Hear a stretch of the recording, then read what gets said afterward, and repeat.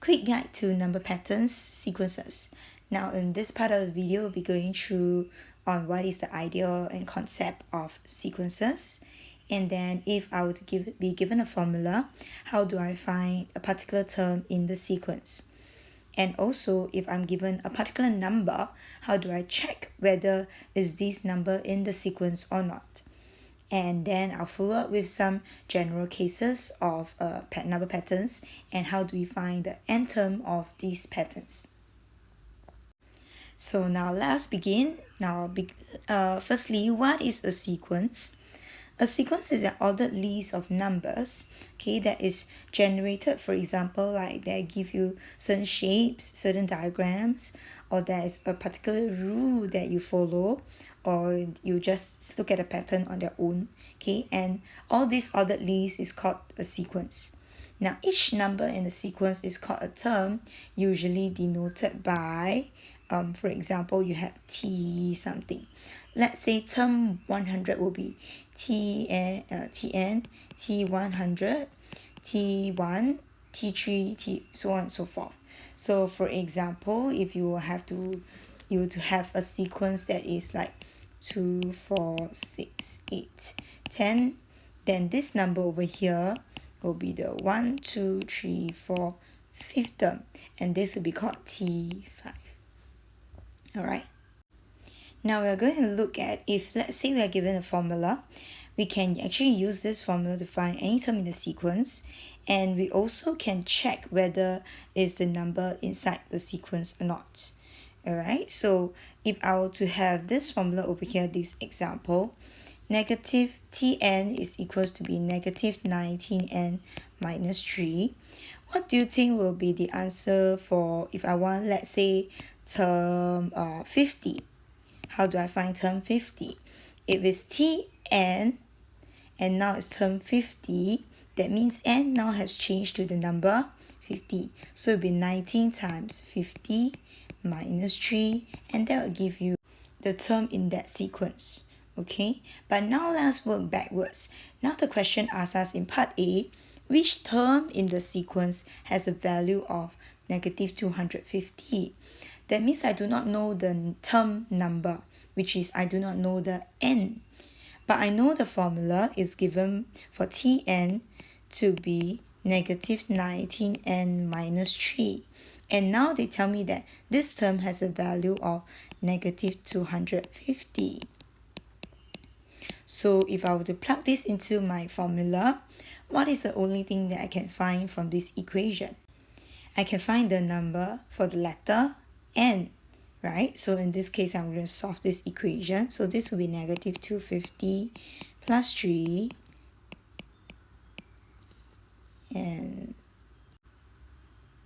and I found n to be 13. So answering back to the question, which term in the sequence has this value? So it will be the 13th term. Alright, so that's for part A. Now how about part B? If I'm given a number negative 344, how do I check whether is this term in the sequence or not? So I don't have much information, I'm only given a formula.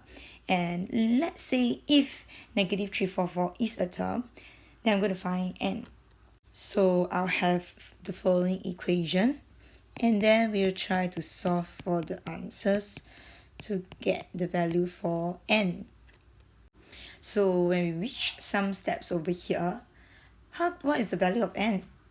Negative 341 divided by negative 19 will give you a number 17, 18 over 9.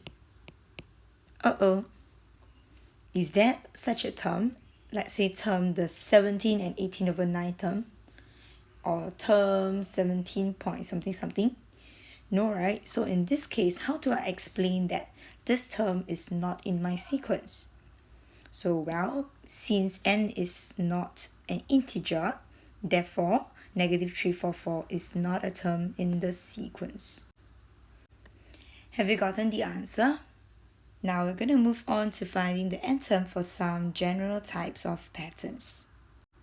Some possible types of sequences. Now for type 1, in this type of the pattern, there will be always adding or subtracting a common difference to a first term, and then it's given by two different methods that we can use. One is a formula, the other one is by finding term 0, an observation. So now let's consider the following sequence. I have 3 to get to 10. So how do I get 10 from 3? I'm going to add a 7, and a 7. Alright, for this type of common difference, or whichever, when we are adding a constant term, constant number throughout, the formula is for Tn is given by a plus d bracket and minus 1. Well, a actually means the first term, and d means the difference. And we have it multiplied to n minus 1 term. Why is that so? Because when it's my second term, I only add 7 one time. So it's already short of 1. So if I'm going to add, let's say, this term 1, 2, 3, 4, 5, fifth term, to get to the fifth term, from the number 3, I only added 7, 1, 2, 3, 4, 4 times. So when I'm always getting the fifth term, I will add only 4. If I'm getting the 100th term, I will only add 7 99 times. So it's always 1 less. That's why we have the formula here to have something with n minus 1. Okay, so now let's try to use this formula and get to our answer. So for this, Tn will be equals to a, the first term is 3, plus, we are going to add a difference of 7, so we plus 7, but we add 7 n minus 1 time. Now can we leave this as an answer? No, because there's brackets over here, right? So we need to expand and simplify. So we get 3 plus 7n minus 7. And simplify it, Tn will now be 7n minus 4. And that will be your answer for Tn. Now this is only one method. Another method can have such that we will start with term 0. Okay, so now let's say I'm adding a 7 to each of the numbers. So in this case, my formula for Tn will start with 7 times n. But when I'm at the first term, the number is 3. This number is 7. It begins with 7. So it doesn't tally. So what I need to do is to find the term in front of it, term 0. So if I'm adding 7 all the time, so what would be term 0? I'll need to subtract a 7 to give me the term 0 is negative 4.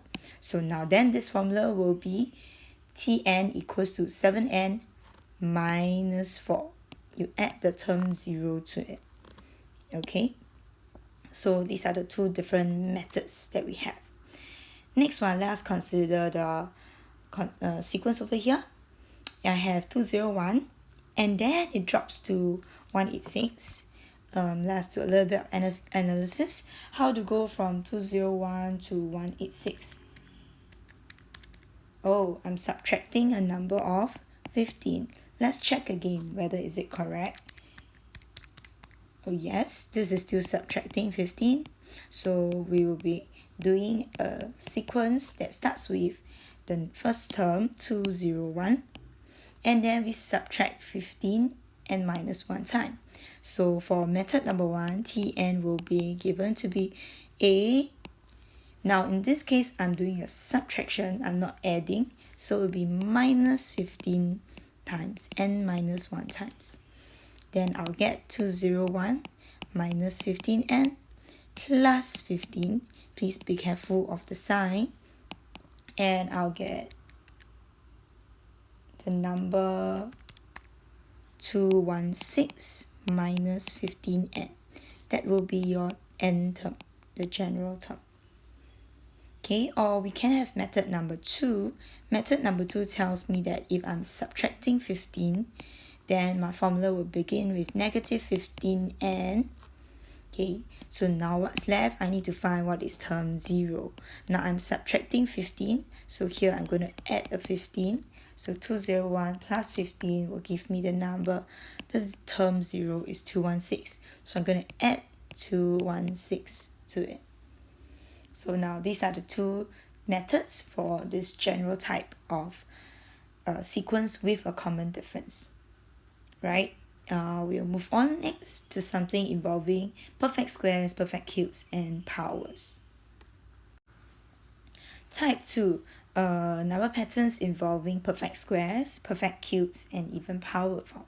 Okay, so now let's consider the following sequence. I have 1, 4, 9, 16, 25, and 36. All these are perfect cubes. A perfect square, sorry. So in this case, 1 is actually 1 square, 4 is 2 square, 9 is 3 square, 4 square, 5 square, 6 square. So if this is the pattern, what will be term 50? If it's term the 50th term, that will be 50 square. If it's the n term, that will be n square. So for this type of pattern, Tn is given to be n square. Next, we have the sequence over here, 27, 64, 1, 2, 5. Oh, 27, I'm quite familiar with it, isn't it? I have 3 square, 3 cube. 64 is 4 cube. 1, 2, 5, 5 cube. 6 cube. 7 cube. Correct. But the problem is, if I were to have the next term over here, this is number 1, 2, 3, 4, 5, the 5th term. When I'm at the first term, I have 3 cube. When it's the 3rd term, I have 5 cube. When it's the 5th term, I have 7 cube. What is going to be the 6th term? I will have 8 cube. From 6, how do I get to the number 8? Then what is the 50th term? So I'll get a 52 cube.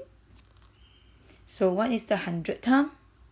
That will be 102 cube. So what is the n term? I will have n plus 2 holding cube. Right, so in this case, the sequence for this pattern will be n plus 2 holding cube. Now, these are not the only ones. There can be quite a wide range of variation that involves perfect squares, and perfect cube. Okay, so we need to be more observant. If the number increase in a very large manner, either we multiply something or we will consider something with a power, for example, perfect squares and perfect cube. Now, last type of sequence, let's consider the following sequence. I have 5 and it became 37.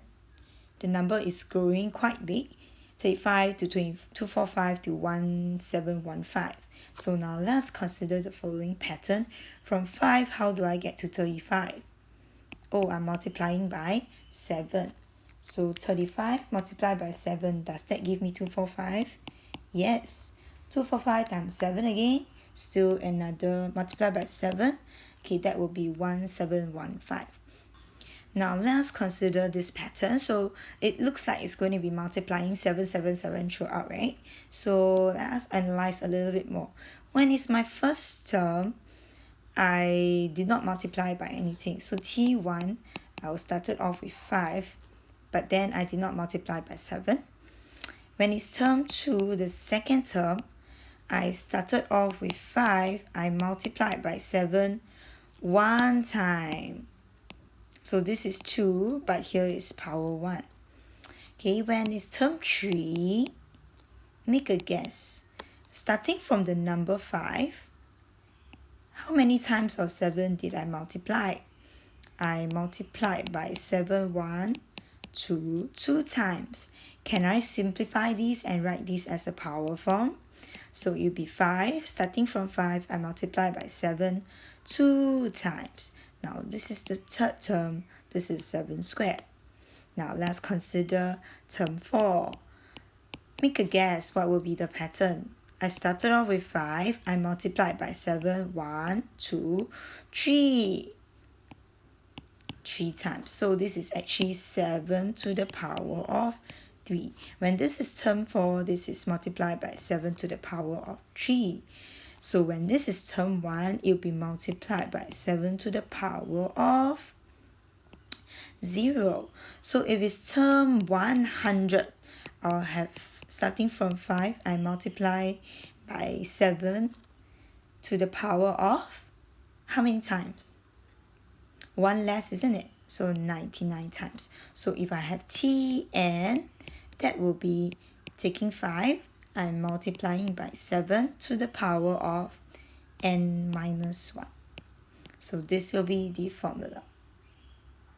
Okay, now we have come to the end of this part of the video.